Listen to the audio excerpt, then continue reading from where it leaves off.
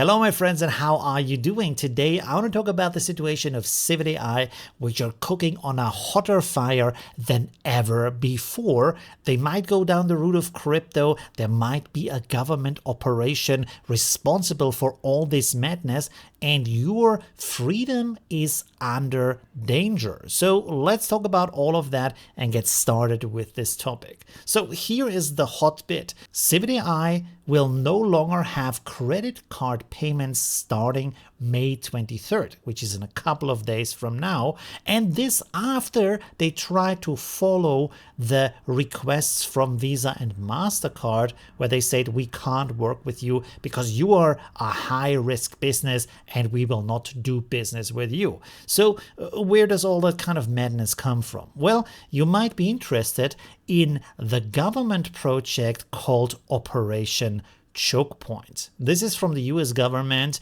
and they had an interesting idea. They said, well, maybe we can't do anything legally against high-risk companies, but if we take away their money, if we take away their means of accepting payment, they're still gone, even though we can't do anything with the law against them. We just choke them, right? The choke point. And that is what was going on. And initially, the concept was said to be against frauds, for protection of the customer, of course, but it was used to cut down businesses also in the spicy industries without due process, without any kind of legal backing, even though you have the right to look at content like that. They were cut down because the companies said, we are not going to work with you. Same problem that Civitai has right now. And guess who had that problem also? The hub. I think we know what kind of hub I'm talking about. In 2020, MasterCard and Visa said, we're not gonna longer work with you, and also the hub tried to apply to their requests, but until now they are not fully back as credit card companies working with the hub. And maybe the same situation is hitting Civitai. Of course, at that point you will point out, hey, wait a second, Operation Chokepoint ran from 2013 to 2017, so this has been gone for a couple of years. But first of all, there might be Operation Chokepoint 2.0, which also goes into crypto and all kinds of other stuff, but also the interesting thing is that after that operation, companies like Visa and MasterCard changed their terms of services and changed how they work with what they call high-risk businesses, right?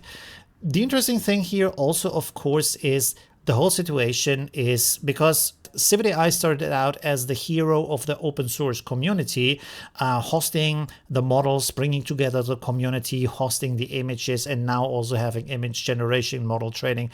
All of that is amazing. But at some point, of course, they needed to have some money back from that. So they monetized it. As you know, historically, I wasn't like happy with all of their methods of monetization.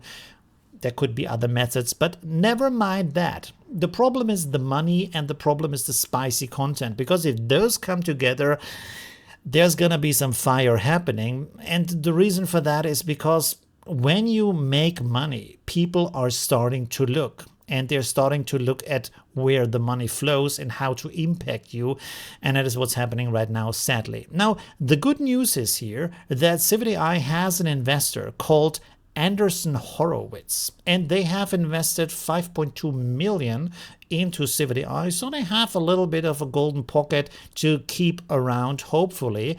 But the good thing also is that this investor, they are kind of okay with high-risk companies, high-risk industries. They even have a blog article on their website where they talk about that. They talk about the problems of, for example, in these high-risk businesses, there's a lot of recharge, there's a lot of sometimes fraud going on with the customers, stuff like that. And because of that, on the one side, the payment processors don't really want to work with them, but then also the specialized companies that do work with these kind of spicy industries, they on the one side want to have more money for their services, but on the other side, they provide really bad tools to actually prevent any kind of fraud or any kind of chargebacks that are not really valid and stuff like that. So it's not really nice to work with them. Not a good point or situation to be in. It is also good to note that the investor of Civitai doesn't have a direct problem with spicy content. So that is good, actually, right? Of course, you are saying, and I have heard these voices like online, why are we not going decentralized? Why not just going through, for example, torrents, peer-to-peer? You have a model on your hard drive, you stream it online to other users, they can download it from you, and like that, nobody can limit that. As soon as you have the torrent file, you can download the torrent from everybody who has it online, and there is no money flowing anyway, so who can limit you?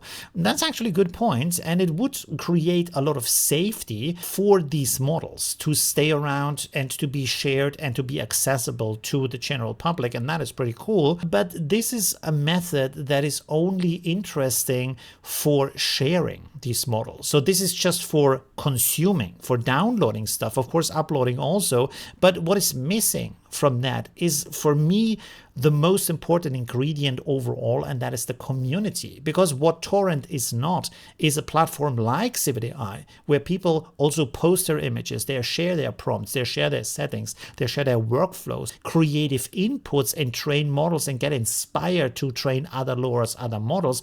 All of that is part of how culture is created. And this is why spaces like Civitai are so important to be protected and to be preserved. Because after all, if you think about that, Civitai and websites like it are the public spaces where we meet today. We discuss internationally, we create culture and art, we think about the future of who we will become through that process of creation, of discussion, of sharing with each other. That is important. It's not just about downloading models. So spaces like that have to be protected. Now, here is the high risk for your freedom of speech, of art, of expression.